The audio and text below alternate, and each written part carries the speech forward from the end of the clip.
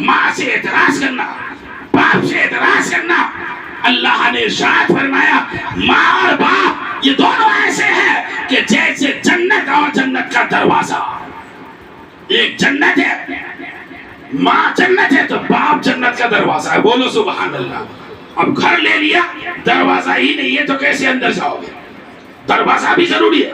آقا نے ارشاد فرمایا. اور دیکھو ایک چھوٹی سی حدیث شریف میں آپ کو بتاؤں.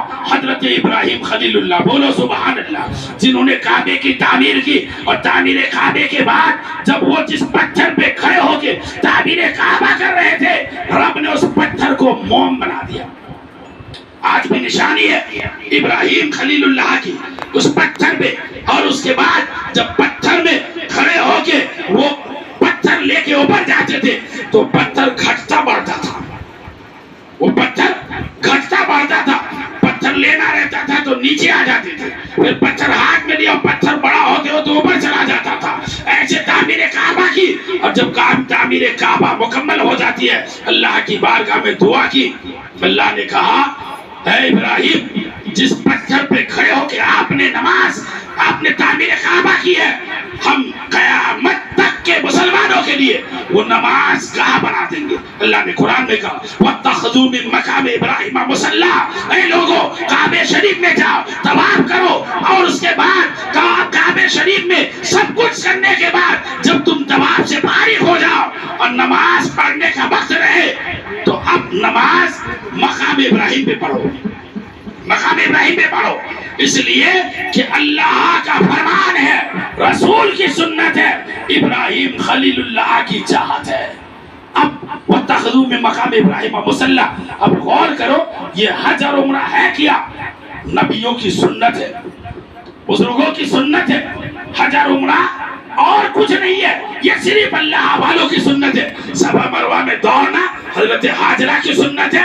زمزم پینا حضرت حاجرہ و اسماعیل کی سنت ہے. مقام ابراہیم پہ نماز پڑھنا ابراہیم خلیل اللہ کی سنت ہے. طواف کرنا نبیوں کی سنت ہے. مقام ابراہیم پہ گھومتے گھومتے میثاق رحمت پہ آنا مصطفیٰ کی سنت ہے. دیوار کعبہ کو پکڑنا نبی کی سنت ہے. حجر اسود کو بوسہ دینا مصطفیٰ کی سنت ہے.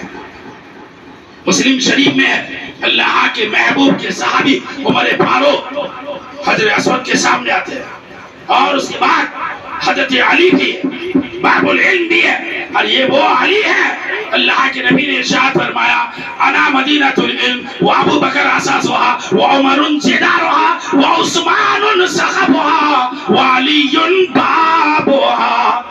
ارشاد فرماتے ہیں میں علم کا شہر ہوں، ابو بکر اس کی بنیاد ہے، عمر فاروق اس کی دیوار ہے، عثمان چھت ہے، علی اس کا دروازہ ہے. اس علم کے شہر کا دروازہ حضرت علی ہے. پوری حدیث ایسی ہے، مگر ہمارے لوگ اتنا ہی پڑھتے ہیں انا مدینۃ العلم وعلی بابها، بیچ والے کھا جاتے ہیں. یہ سب پروپیگنڈا ہے. اگر حدیث پڑھنی ہے تو پوری پڑھنی ہے. انا مدینۃ العلم ابو بکر اساسها وعمر جدارها عثمان سقفها وعلی بابها. میں علم کا شہر ہوں، ابو بکر اس شہر کی بنیاد ہے. اس لیے کہ جب سب نے منع کیا ابو بکر نے اقرار کیا. بولو سبحان اللہ. اللہ کے نبی فاران کی چوٹی پہ کھڑے ہوتے ہیں، ارشاد فرماتے ہیں مکے والو، میں محمد ابن عبداللہ تمہیں ایک بڑی بات کی خبر دینے کے لیے بلا رہا ہوں. سارے لوگ اکٹھا ہوئے. اللہ کے محبوب صلی اللہ تعالی علیہ وسلم ارشاد فرماتے ہیں، آقا کریم نے ارشاد فرمایا اگر میں بولوں اس پہاڑ کے پیچھے سے ایک لشکر آ رہا ہے اور تم مکے والوں کو تباہ کر ڈالیں گے تو کیا مانو گے؟ سب نے کہا ہمیشہ مانتے رہے آپ کو اور آج بھی مانیں گے. میرے آقا محمد رسول اللہ صلی اللہ تعالی علیہ وسلم نے ارشاد فرمایا کہ جب تم مجھے سچا مانتے ہو، امین مانتے ہو، صادق مانتے ہو اور میری باتوں پہ یقین کرتے ہو تو آج میری سچی بات سنو، اللہ ایک ہے، میں محمد اللہ کا رسول ہوں صلی اللہ علیہ وسلم. اتنا کہنا تھا، سارے لوگ چلے گئے اللہ ابو بکر. بولو سبحان اللہ. ابو بکر نے اقرار کیا، سب نے اقرار کیا.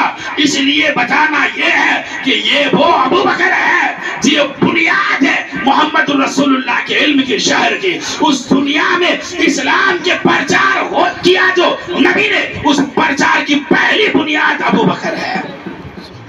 عمر فاروق جب اسلام میں داخل ہوتے ہیں تو اسلام کی دیواریں مضبوط ہو جاتی ہیں، اسلام پائیدار ہو جاتے ہیں۔ عثمان غنی جب اسلام میں داخل ہوتے ہیں تو اپنی دولت سے اتنا لٹایا کہ نبی پاک ارشاد فرماتے ہیں اس دنیا میں عثمان اگر کچھ بھی نہ کرے تو اللہ عثمان کو جنت عطا کر دے گا۔ 2 بار مجھ سے جنت خرید چکا ہے عثمان غنی، 2 بار جنت خرید چکا ہے۔ اور حضرت علی کے بارے میں ارشاد فرماتے ہیں من کنت مولا وہذا علی مولا، جس کا میں مولا ہوں میرا علی بھی اس کا مولا ہے۔ سوچو کس کو چھوڑو گے؟ اس لیے جتنا موقع ملے ان بزرگوں کی خدمت کرنا، ان کی تعریف سننا، ان کا تذکرہ کرنا، ان کی محبت میں محفل سجانا، وہی سجاتا ہے جسے اللہ چاہتا ہے۔ جو اللہ نہ چاہے یقیناً کروڑوں روپیہ ہو، ہزاروں روپیہ ہو، اور اللہ نہ چاہے تو دل پہ خیال بھی پیدا نہیں ہوگا، اور اللہ چاہے تو غریب آدمی بھی محفل سجا دیتا ہے۔ جیسے مدینہ ہے، آپ جا رہے ہیں، اللہ آپ کے عمرہ کو قبول فرمائے، آپ کی دعاؤں کے صدقے میں ہم گنہگاروں کو بھی بلائے۔ اور آقا کے بارے میں شاعر نے ایک شعر میں کہا کہ بلاتے ہیں تو جاتے ہیں،